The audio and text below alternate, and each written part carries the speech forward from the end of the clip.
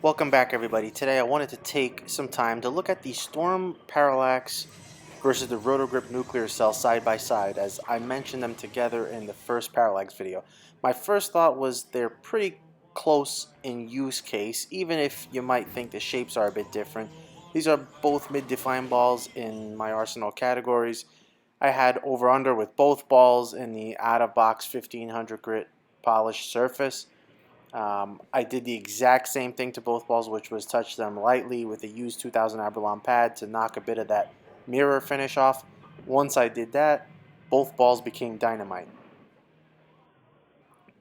So I'll let you watch a few shots here to kind of see what I mean in terms of the out-of-box surface, and then jump into the uh, finish that I like.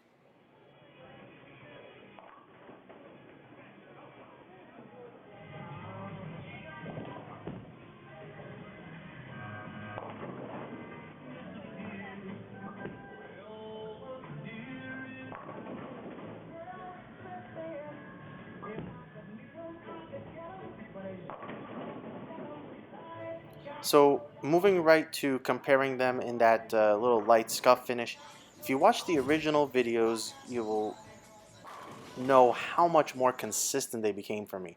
House shots always bring balls closer to each other, but ultimately that's what the vast majority of bowlers are on, so that's where we're staying.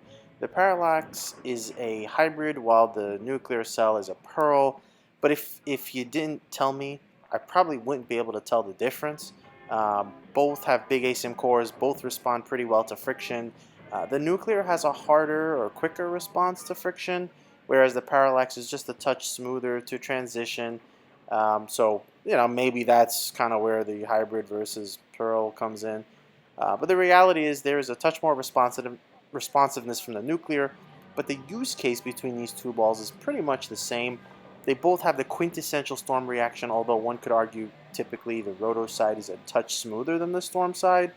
Either way, you have two really good shiny asyms, and you'll likely want to pick one or the other for your mid-defined slot. Alternatively, you can put lots of surface on one of them and push them up in the bag if you really like them both.